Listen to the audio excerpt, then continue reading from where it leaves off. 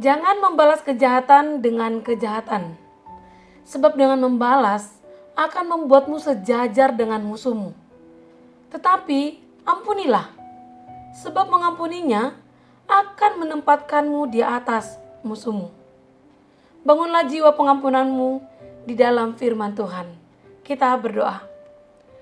Damai sejahtera Allah yang melampaui segala akal, kiranya memelihara hati dan pikiran kamu sekalian, di dalam nama Tuhan Yesus Kristus. Amin. Jemaat Tuhan, Renungan Harian HKBP Resort Sutoyo, Rabu 10 Mei 2023, tertulis di Roma 12 ayat 20. Demikian dikatakan, tetapi jika seterumu lapar, berilah dia makan. Jika ia haus, berilah dia minum. Dengan berbuat demikian, kamu menumpukan bara api di atas kepalanya. Dalam bahasa Batak dikatakan, Ope, jupa male musum, lehon ibana mangan.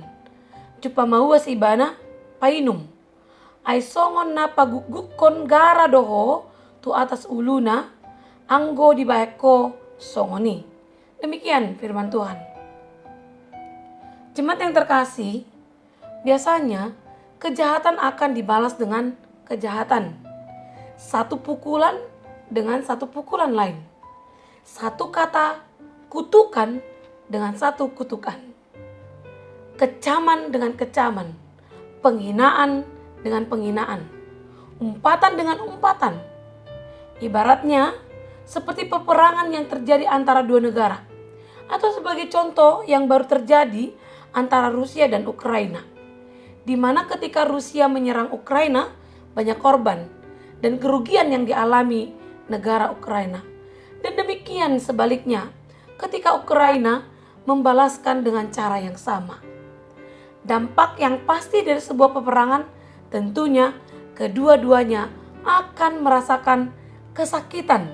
Kedua-duanya akan mengalami kehancuran. Ditambah lagi, ketika diputuskan untuk berperang, belum tentu ada kepastian memperoleh kemenangan. Melainkan yang dapat dipastikan tidak adanya kedamaian dan ketentraman. Oleh karena itu renungan kita hari ini mengusulkan agar kita membalas kejahatan dengan kebaikan. Sebab dengan cara itu akan menjadikan kita sebagai pemenang dan kita tidak akan dirugikan sedikit pun. Jemaat Tuhan, ada sebuah cerita seorang petani yang mempunyai seorang tetangga yang berprofesi sebagai pemburu dan mempunyai anjing-anjing yang galak dan yang kurang terlatih.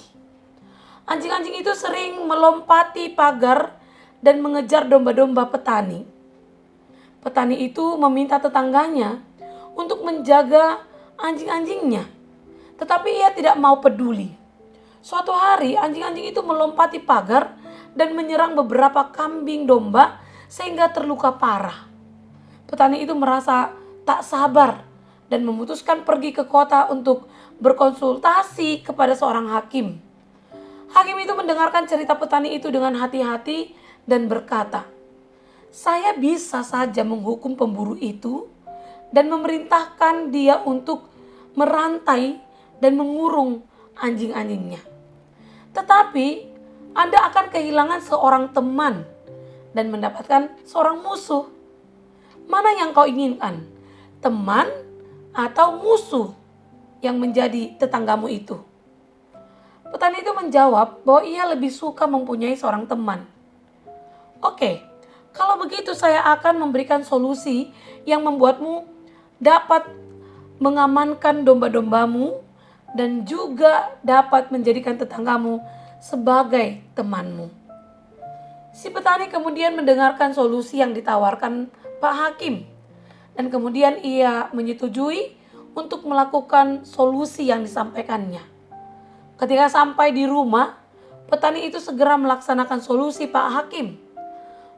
Solusi itu adalah si petani harus mengambil 3 ekor dombanya yang terbaik dan menghadiahkannya kepada 3 orang anak tetangganya itu. Yang tentunya mereka menerima dengan sukacita dan mulai bermain dengan domba-domba pemberian sang petani.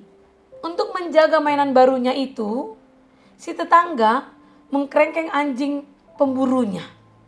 Sejak saat itu anjing-anjing itu tidak pernah mengganggu domba-domba Pak Petani.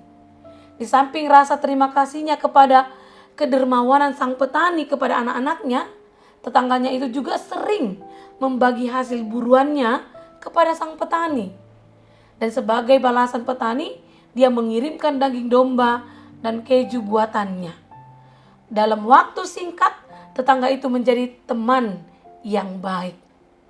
Seperti cerita itu, demikian juga kita dapat memaknai seruan renungan kita hari ini. Agar sebagai orang percaya, kita tidak membalaskan kejahatan dengan kejahatan. Namun kejahatan seteru kita balaskan dengan kebaikan. Kita tidak diperkenankan membalas dendam kepada musuh, karena pembalasan adalah hak mutlak Tuhan.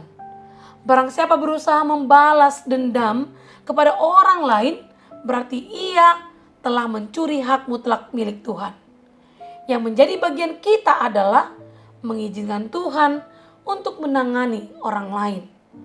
Biarlah Tuhan sendiri yang bertindak, karena ia punya cara dan waktu sendiri untuk menangani masalah yang terjadi.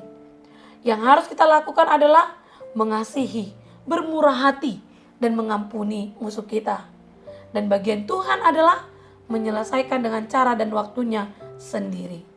Karena itu hindarilah sikap menuntut pembalasan terhadap kejahatan yang dilakukan kepada kita. Dengan demikian, kitalah yang memutuskan mata rantai kejahatan itu dengan kebaikan. Amin. Kita berdoa. Terima kasih Tuhan untuk firman yang kami dengar hari ini.